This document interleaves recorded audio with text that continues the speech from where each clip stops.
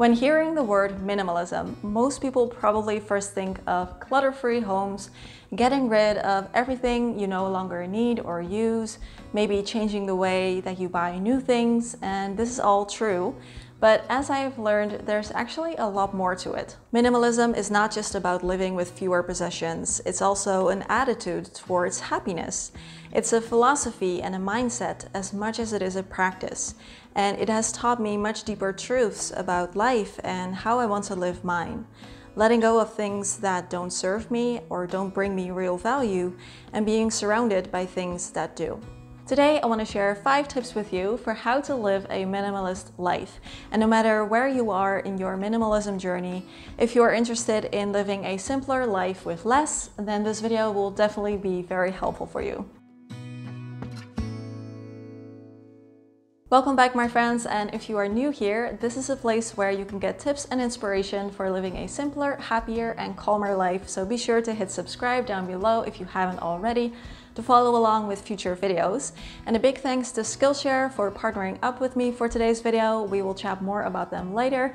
For now, let's begin with the first item on the list. We all need to own some things in our life, and it is inevitable that sometimes we need to go out and buy new things and accumulate stuff around us.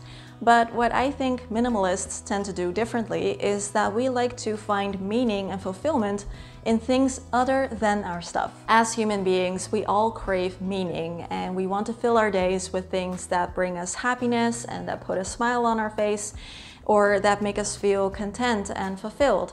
And buying something new is one way that we can achieve that, especially if we are already feeling a little bored or empty or unfulfilled.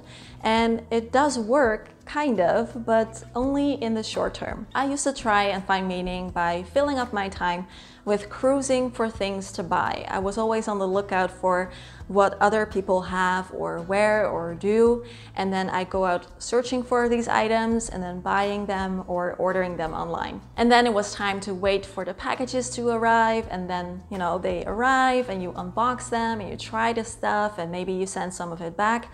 And all of these steps were like tiny bits of excitement, and it felt like a good way of filling up my time. However, through minimalism, I learned that acquiring new things will not bring me any lasting happiness. It did not make me feel more confident or fulfilled. And I think the most important thing about happiness and fulfillment is that it cannot come from the outside. We cannot obtain it from the outside. It has to come from within. Knowing what you find important, having experiences that enrich your life and create wonderful memories, enjoying your work or the time you spend with your family, or simply relishing in the quiet moments, watching the sky and enjoying a cup of tea. By living a minimalist life, we learn to find fulfillment and meaning in things like this instead of our possessions. Through all of this, minimalism can also teach us to detach from our belongings, at least partially, because we sometimes forget that our things were made to be used. They are supposed to make our lives better or easier or add some kind of real value in another way. However, it is also easy to become attached to your belongings. And so if you want to live a life with less, learning to detach from your things, at least partially, will be a big help. As you're decluttering your things, I recommend starting somewhere easy. So don't start with the things that hold a lot of special memories or that are sentimental or that you feel strong attachment towards. Just start with that ladle that you have 4 of, and then ask yourself if you could get by with just owning 1 or 2. And as you move through this process, you might find that your attachment to your belongings becomes less strong, and it'll be easier to really identify which items add true value for you or which items are just creating barriers in your life. Also realize that your stuff does not say anything about you or your self-worth, and that you don't need to go out and buy the fancy and expensive and trendy items that you see other people buy just so that you can feel good about yourself. So also try to detach your feelings of self-worth from the things you own. I believe that life is constant change, and whether we realize it or not, whether we want it or not, we are also constantly changing, and that is actually a wonderful thing because it allows us to learn and develop and grow and evolve.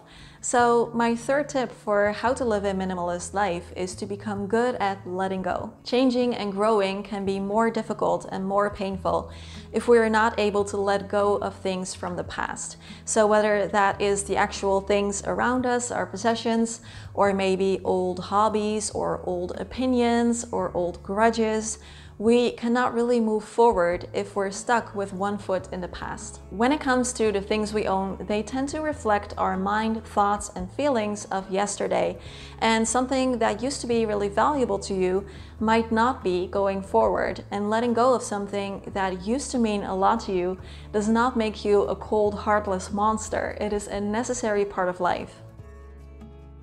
We have 2 more to go, but first a quick break for today's sponsor, Skillshare. A really big thanks to them for their continued support of this channel. If you've always wanted to learn to draw or watercolor or maybe pick up an instrument, maybe you'd love to learn more about writing, cooking, designing, photography, business, gardening, you're gonna love Skillshare. They're an online learning community that offers thousands of different classes for all levels that can help you to learn new skills or deepen existing ones. I've recently begun picking up the acoustic guitar again myself after not having played it since high school, and so the class I'm currently watching is called Learn Guitar, The Complete Beginner's Guide by Mark Barnacle. I really need to brush up on the basics, and I'm having a lot of fun with it. The classes on Skillshare are curated for learning, so there are no ads and they're always launching new ones. So basically you'll never run out of things to learn. And if you're curious, the first 1,000 people to click my link in the description box will get a 1-month free trial, so you can already start exploring today if you like. Another important thing when it comes to minimalism and also just living a simpler life in general is patience. And we live in a world of instant gratification. If we have a need, we are used to that need being met as soon as possible, and we have forgotten how to wait and how to focus on the long term. Practicing patience can be especially helpful if you struggle with impulse shopping or just buying more than you need, buying things now that you can pay for later, or if you tend to get anxious when it comes to FOMO, fear of missing out. Patience can help us to really think through our decisions before we make them. So is this something that I will love just as much 5 years from now? Does this actually make sense in the long term, or is it just something that I want now? And also, could I wait and go without this item for a while to see if I actually miss it in my everyday life? Having more patience can therefore help us to save more money, buy fewer things on impulse, and actually make decisions that make sense for us in the long run. So when it comes to actually learning how to be more patient, it is all about practice. So practice waiting for things. For example, have a rule that you have to wait for 7 days before you buy something new to really think it over. Or just practice sitting somewhere in stillness without doing anything else for a few minutes. I'm curious, do you consider yourself to be a patient person or maybe not so much? Please share that in the comments. Number 5 of my tips for how to live a minimalist life is to learn to question the status quo, by which I mean the way things are usually done, the way other people do things, and the way that you have done things up until now. It's important to learn to question these things because it'll help you to make better choices that actually make sense for you as your life is right here and now, instead of doing things simply because that's how you've always done them or that's what everyone else is doing. Minimalism is becoming more and more popular, but in the bigger scheme of things, if you are a minimalist, that probably means that you're making choices that are a bit different from what most other people are doing. And I'm not saying that you shouldn't do what other people do, but I'm saying that you shouldn't do them just because that's what others are doing or just because that's what you've always done up until now. Some personal examples for me are things like choosing not to own a car, even though everyone else I know does own a car. And I know that this is not possible for many people, but for me, this decision makes all kinds of sense. Or not going shopping randomly, or even things like taking a gap year in between high school and college, because that made more sense to me, because it allowed me to work and travel and also figure out what I wanted to study, even though all of my other classmates were all going off to college. But it can also be little things, like you might spot an item that has been sitting in your home for 5 years, and suddenly you think like, why is this here? And do I still actually use this? And does it still make sense that this thing is in my life? If you're still in the process of decluttering your home, then be sure that you are subscribed, because my next video is going to be very helpful for you.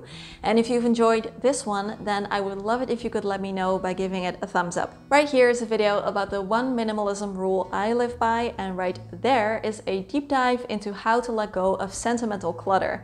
As always, questions, comments, conversations down below. Have a lovely day, and I will see you again soon. Bye bye!